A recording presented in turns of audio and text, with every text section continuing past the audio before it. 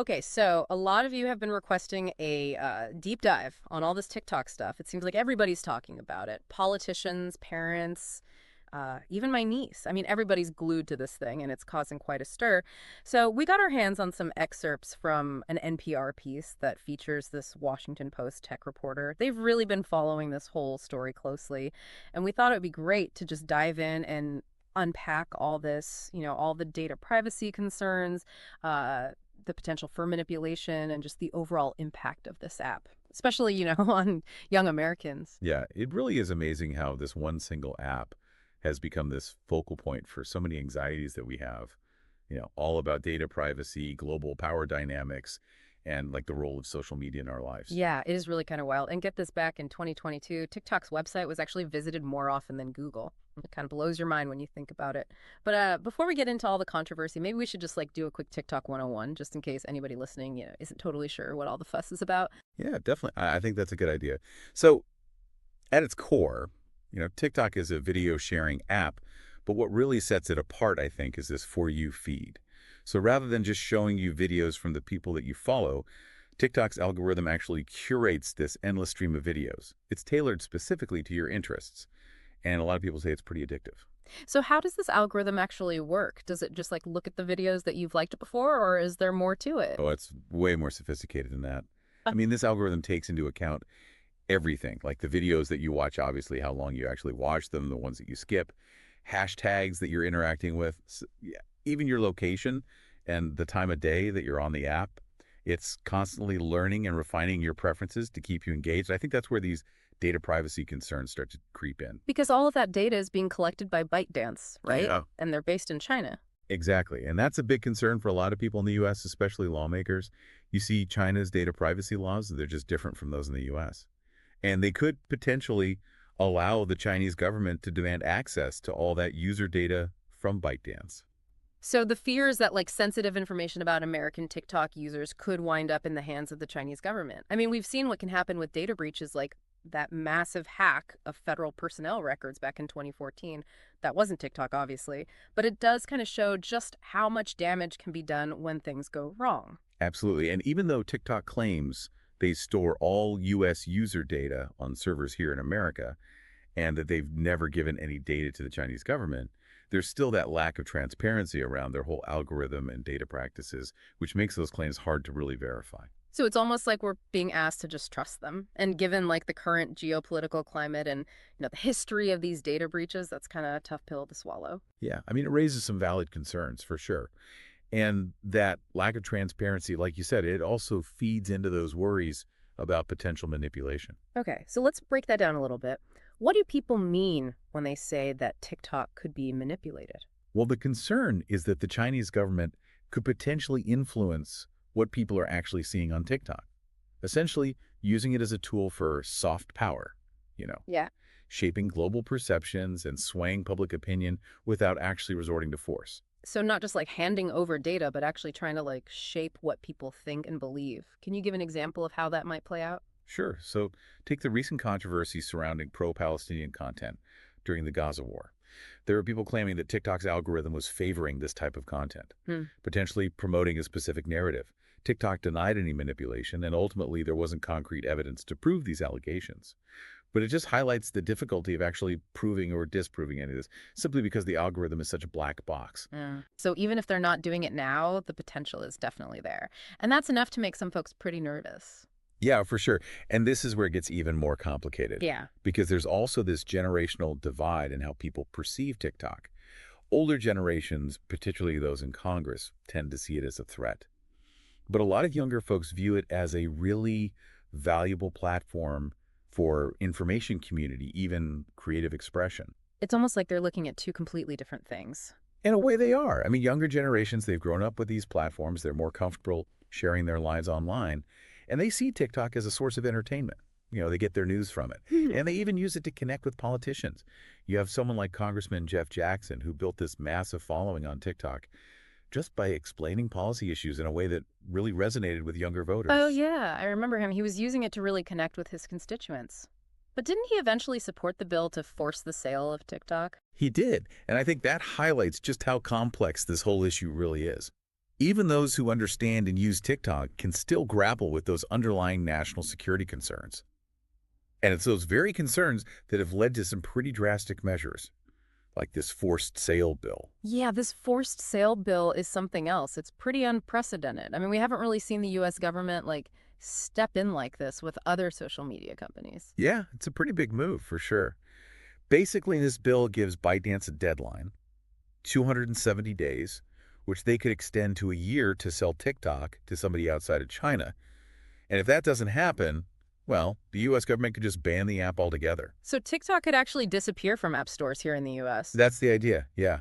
The government could tell Apple and Google to just remove it, so no new users could download it, and people who already have it wouldn't be able to get updates. Eventually, without updates, the app would just become unusable. Wow. That's pretty extreme. It feels like we're moving into uncharted territory here. Yeah, it's definitely new ground.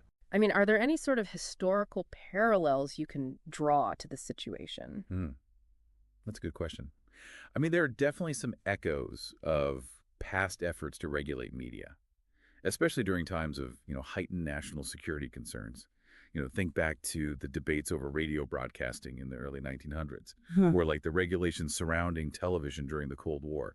But this situation with TikTok, it's really unique. I mean, we're talking about a global social media platform with millions and millions of users here in the U.S. And it's not just about national security either, right? This whole thing brings up some serious First Amendment Oh, issues. absolutely.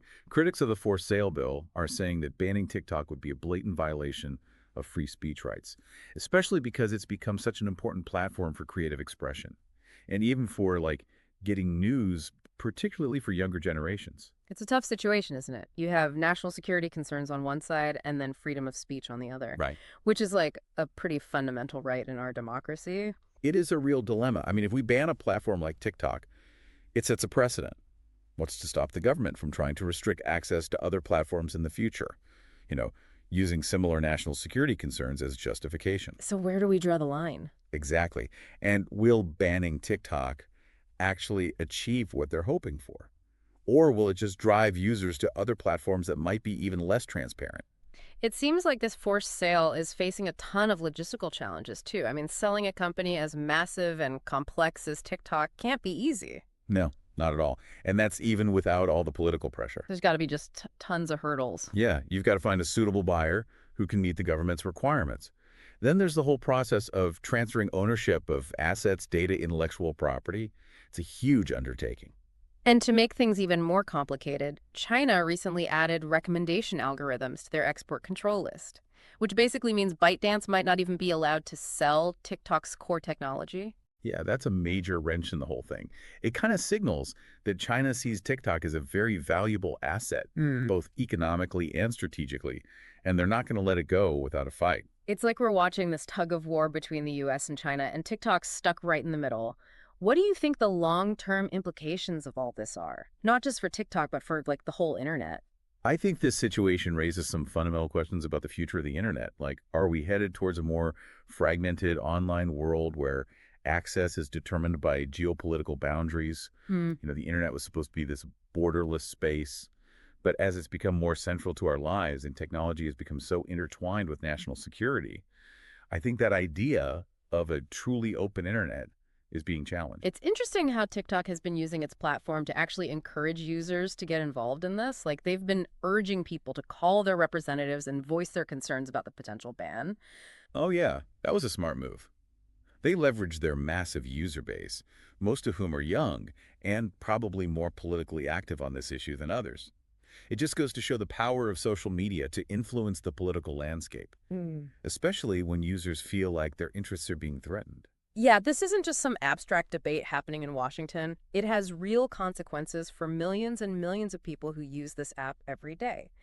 And speaking of real-world consequences, a lot of people are talking about the economic fallout if TikTok gets banned. Can you explain what that might look like? Sure, a TikTok ban in the U.S. would definitely have major economic implications, both for the company itself and the whole ecosystem that's grown up around it. I mean, first of all, a ban in one of their biggest markets would be a huge financial hit. Could potentially cost TikTok billions of dollars in revenue. And what about all the creators and businesses who rely on TikTok to make a living? Yeah, that's another major concern. I mean, thousands of creators in the U.S. earn their living through TikTok, whether it's sponsored content, brand deals, virtual gifts from fans. Banning the app would cut off their primary source of income. It would be really devastating for a lot of people. And it's not just individual creators, right? There are businesses that use TikTok for marketing and advertising too. Oh, yeah, absolutely. Lots of businesses, both big and small, have incorporated TikTok into their marketing strategies. They've invested time and resources into building a presence on the platform. And a ban would completely disrupt all of that. It could really impact their reach and ultimately their bottom line. And then there's the impact on the advertising industry as a whole. How would a TikTok ban affect advertising? So TikTok has become a major player in the digital advertising market. So a ban would force brands to take their advertising dollars elsewhere, which would probably benefit competitors like Instagram and YouTube. It could even lead to higher ad prices on those platforms as demand increases. So the ripple effects could be pretty massive. What happens to all the users if TikTok just disappears? Right? Where do all those millions of users go? Some might move to existing platforms like Instagram Reels or YouTube Shorts. But it's also possible that new platforms will emerge to fill the void. So this whole thing could actually lead to innovation in the social media landscape? It's definitely possible.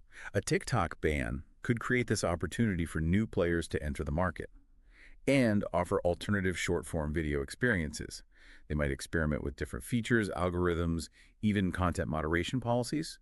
It could lead to a more diverse and dynamic social media ecosystem. But couldn't a ban also have the opposite effect? Like, could it actually stifle innovation by creating this climate of fear and uncertainty for tech companies? That's a really good point.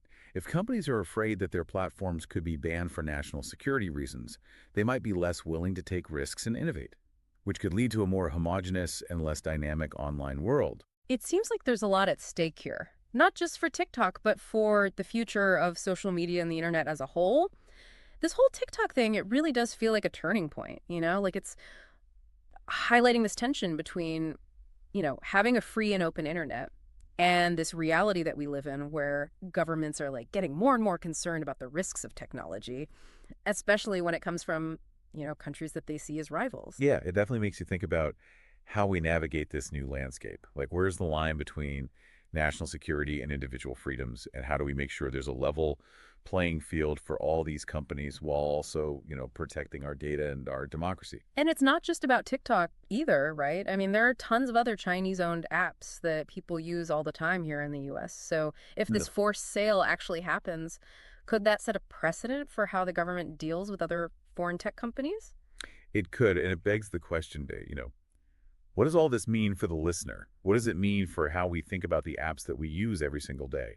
That's such a good point. It's easy to get caught up in all the political drama. But at the end of the day, this is about the apps we use, the information we see, and how all this could impact our lives. Exactly. I mean, the apps that we use every day, they're not just neutral tools. They come from these really complex political and economic systems. The information we see is shaped by algorithms that we don't even fully understand. And all that data that we generated has value, both for the companies that collect it and potentially for governments too. Yeah, it makes you realize that we should be way more aware of what we're agreeing to when we use these apps. Like reading the privacy policies, actually understanding how our data is being used, and just thinking critically about the information that we're consuming. Absolutely. And beyond just being aware, I think it's so important to be an engaged citizen. Pay attention to the debates about technology and data privacy. Try to understand all sides of the issue, and don't be afraid to speak up and share your concerns with your elected officials. This whole situation really makes you think about the future of the internet. Like, are we heading towards this online world that's completely fragmented, where you can only access certain information or platforms depending on where you live? Or can we find a way to strike a balance between security and the principles of a free and open internet? Those are the big questions that we're all facing right now, and there aren't any easy answers. I think this deep dive has really just scratched the surface of this whole issue. But hopefully it's given you a better grasp on the different viewpoints, the potential risks, the consequences, and what's really at stake for the future of the internet as we know it. This is definitely a story that's still unfolding, and it's going to have ripple effects for years to come. So stay informed, stay engaged, and keep asking those tough questions. Because we all have a stake in the future of the internet. Thanks for tuning in. We hope you enjoyed this episode and found it valuable. If you did, don't forget to give this video a thumbs up. It really helps us reach more amazing listeners like you.